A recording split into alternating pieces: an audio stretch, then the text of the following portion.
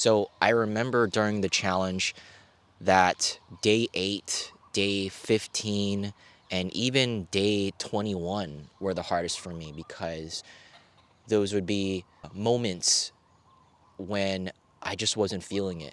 I just started to question, like, why am I even doing this in the first place? Hey guys, how's it going? My name is Zachary True. So in this video, I'm going to be talking about posting 30 reels in 30 days and what happened essentially during that time and what were the results that came out of it. So in the beginning of July, I set out to post one reel every single day for 30 days straight. So how did I do it? How did I create content and maintain that posting consistency throughout the entire month?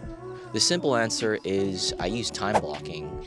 So I use this app called the Notion.so, and Notion is where I plan all of my content. I have a calendar with like each day scheduled and planned for what I'm gonna post.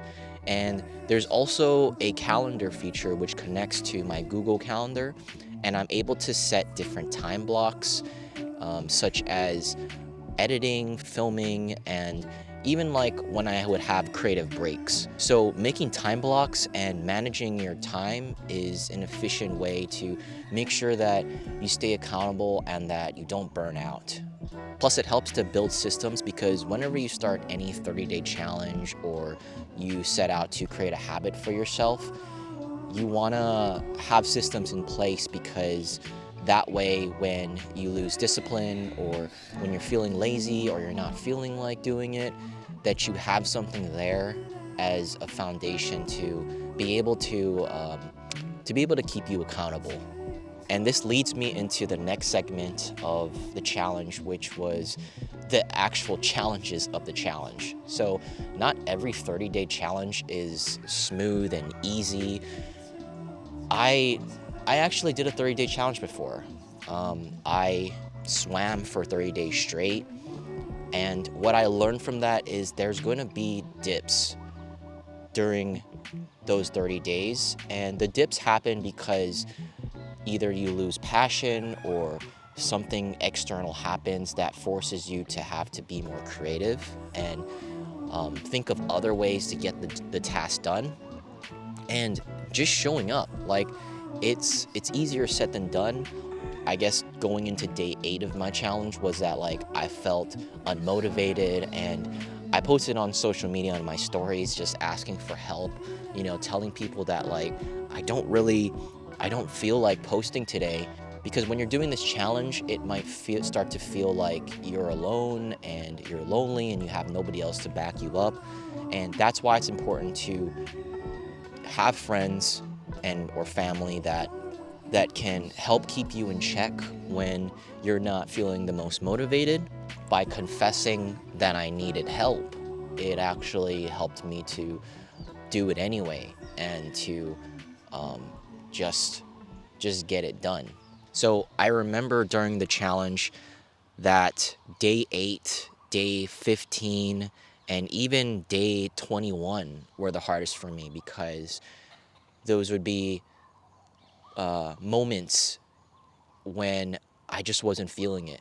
I just started to question, like, why am I even doing this in the first place? And I could start to feel myself burnt out already because there was there wasn't really much reward externally for me, and everything had to be fueled intrinsically, which is the motivation that comes from within whenever you want to do something.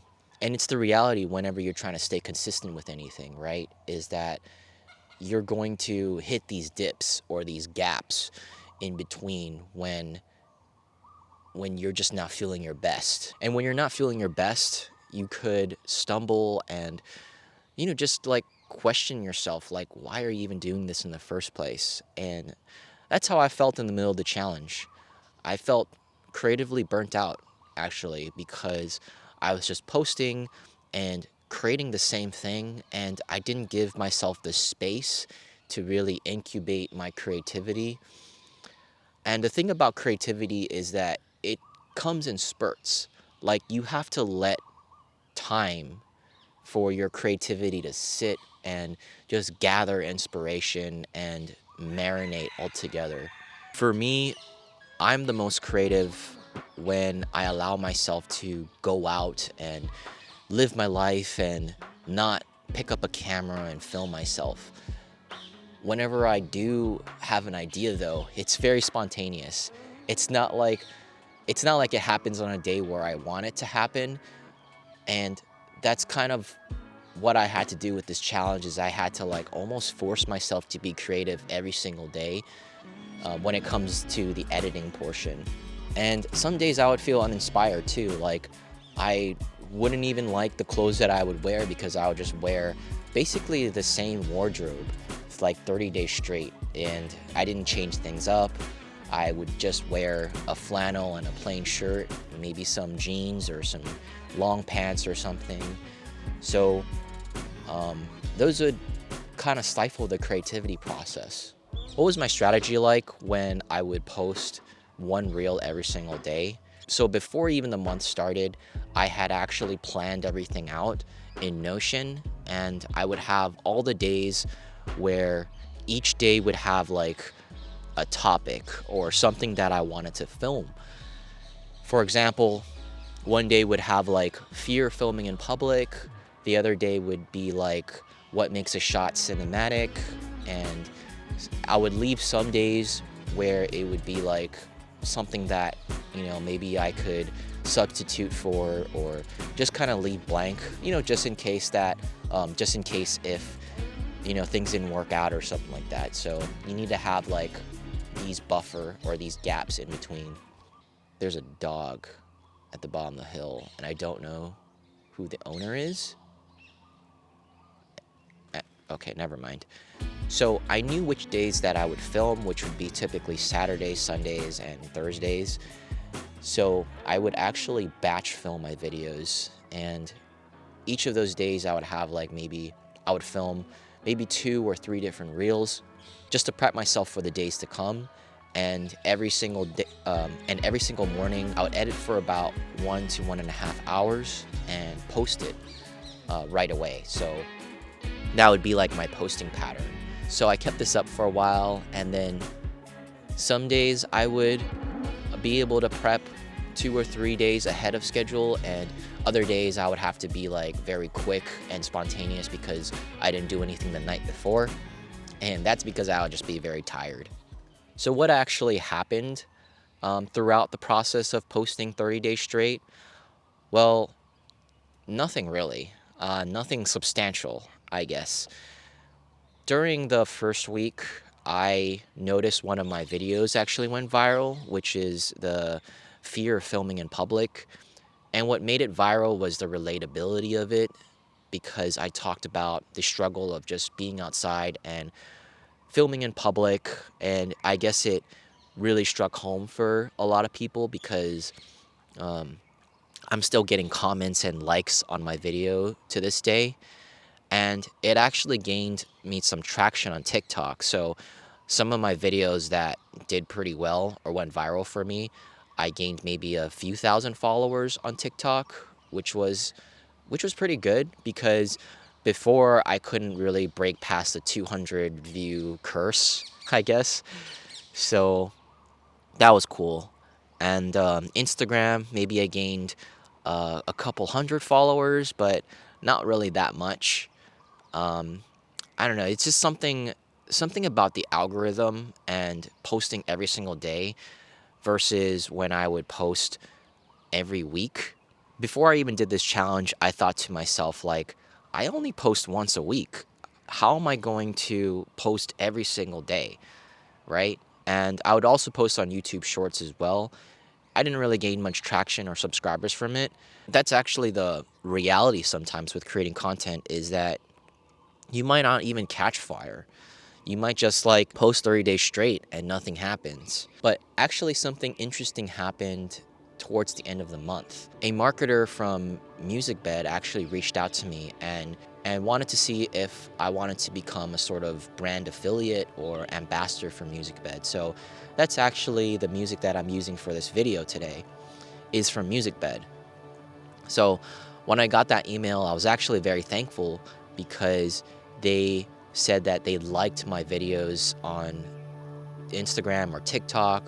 I'm not sure where they came from, but when they emailed me directly, they said that they liked my videos and they see the value in my content. And I was very fortunate that they reached out to me and gave me a subscription along with an affiliate link if I ever want to refer friends. So if you wanted to support me, then use my link in the description to sign up for MusicBed. And MusicBed has a wide variety of music, and I really like some of their songs, so be sure to check it out.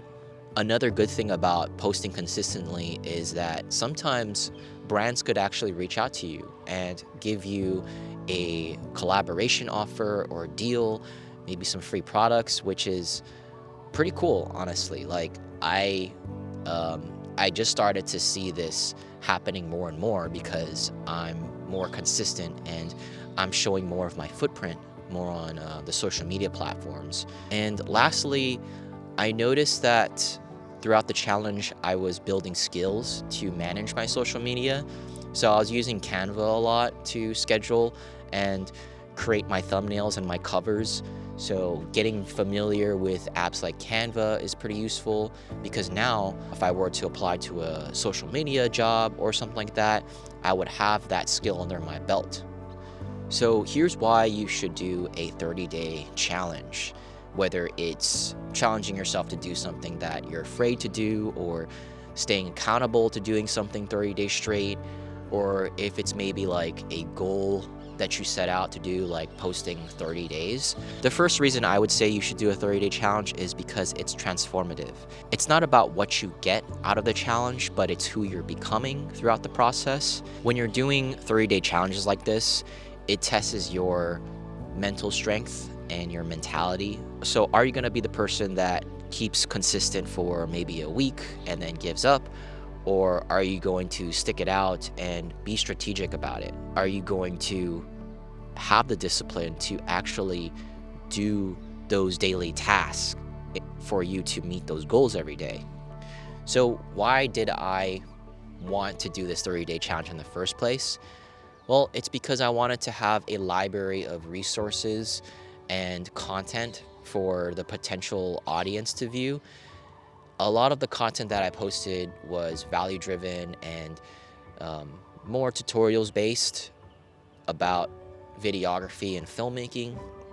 And I just wanted to establish a foundation of videos that people can see and be like, oh, okay, yeah, Zach's made like quite a handful of these videography tips and valuable videos.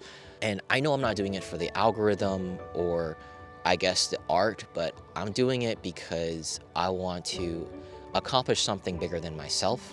And what that means is whoever is, trying to pursue the same thing, whoever is wanting to start out in videography, I hope that they're able to see my content and eventually become inspired by it. So if I can help one person out there, then I'm happy at the end of the day.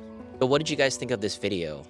If you guys liked it, if you guys found value in it, be sure to hit the like button and subscribe for more of these vlogs. I enjoyed reflecting on this journey of mine, and will I do 30-day challenges in the future?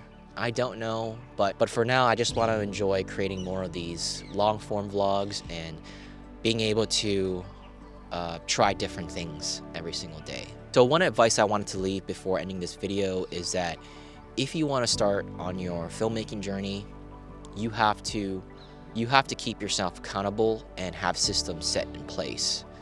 You can't just do things on the fly and expect a desired outcome.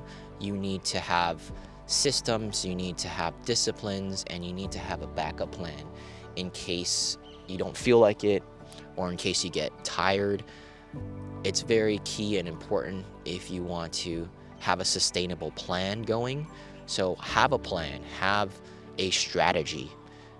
If you don't have a strategy, then you're not going to be successful in that regard. So I hope that this helps, and that, if you're thinking about starting this challenge, then best of luck to you.